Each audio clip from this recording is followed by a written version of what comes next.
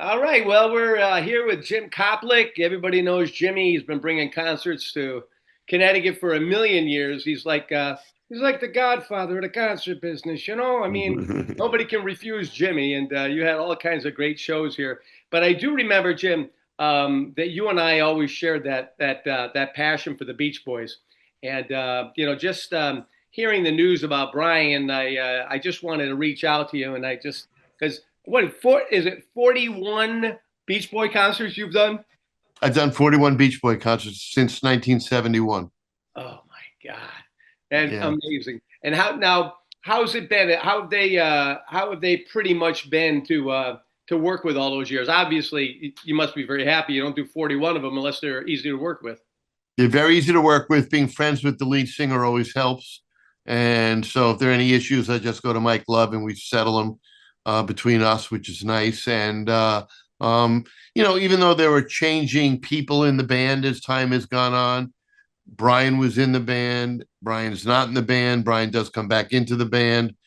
Al Jardine's in and out, but always Mike Love was always the standard guy, and so was Carl when Carl was alive. They were the two guys that were always in the Beach Boys on tour. And Mike always seemed to be the one that I remember from a PR standpoint would always make sure that he was always up, always positive, and making himself available really to everybody as far as interviews and everything else goes. No, you're right. Mike Love is the PR person for the Beach Boys, besides being the lead singer. Mhm. And I've always felt that Mike has never gotten his due, but a few nights ago he got his due when he was finally elected into the Songwriters Hall of Fame, which I think was so overdue, as he wrote the lyrics for all the great Beach Boys songs, and the lyrics were taking nothing away from Brian Wilson, who was the genius behind the Beach Boys, but Mike Love, cars, surfing, be true to your school, whatever you want to talk about. Those are Mike Love's lyrics. And that was part of the culture that people that grew up in the 60s into the 70s grew up with, those lyrics. So Brian's music was the best, couldn't beat it. But Mike was very important too. So I was very pleased to see that. Probably similar to like Bernie and Elton John too, right? As Yes. music and lyrics. Yes. I don't think Bernie gets enough credit. Usually the person who writes the music gets the most credit. And again, taking nothing away from the music writer, I want more credit just to go to the lyricist. That's all. Yeah, well, I tell you, in all the years that I've gone to see them, to see the Beach Boys, I do remember back when I was a kid, back in the probably in the mid '60s when they would come into the Bushnell, and I do remember specifically Mike showing me as a kid how to do that. I don't know if it's called a therium or something for wild honey. Yes. That instrument that's just like a piece of metal. Very, Yes. yeah, he was always very very cool. But you know when you see how incredible Brian had been for the last few years, and I don't think unless people went to see him, they could really appreciate his solo career. Because when he came out with Imagination, it's like all of a sudden he was back. Yeah, he was a genius on his own. There's no doubt the harmonies of the Beach Boys helped propel his music. But you're right, he could do things on his own.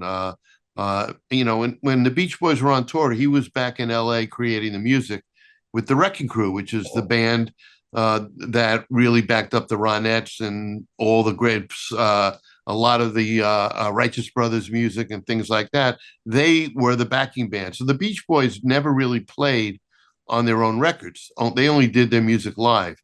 Brian was back in the studio working with the Wrecking Crew, creating the records. And when the Beach Boys got off tour, all they had to do was go into the studio and record the vocals.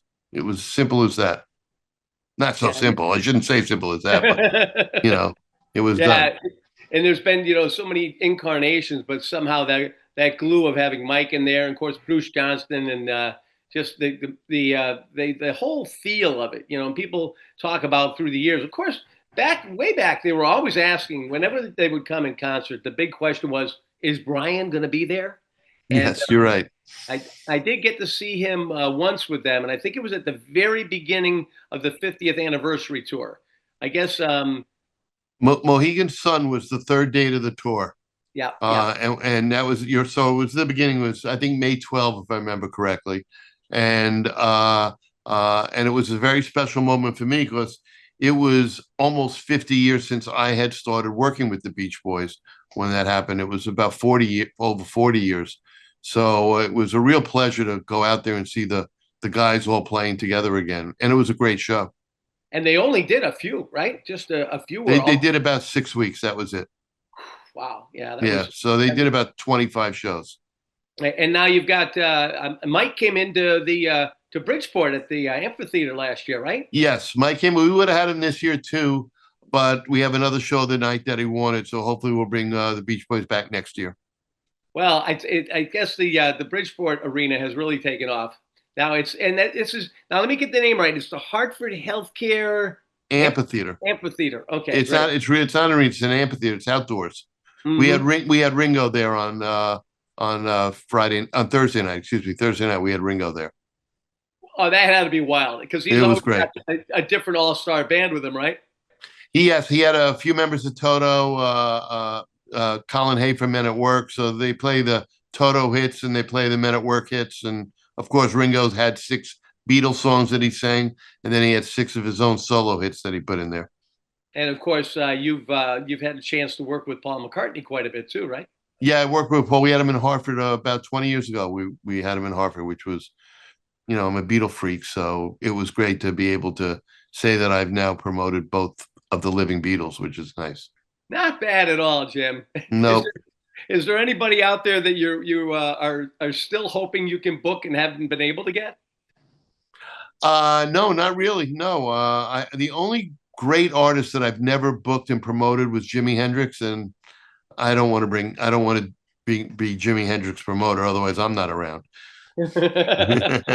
I hear you. So now, where do you see everything going as far as do you think they'll be writing more music? Is Mike gonna write more music for the Beach Boys, or he's No, no, I think he's a touring entity right now. He's more into selling his products. He has some sort of alcohol that he's selling, and he's also which has wraps around the Kokomo brand, and he, as you said, he pushes the Beach Boys live. He is the guy who brings the Beach Boys to the public live. So how did it go last night? What did you hear about the induction into the Songwriters Hall of Fame?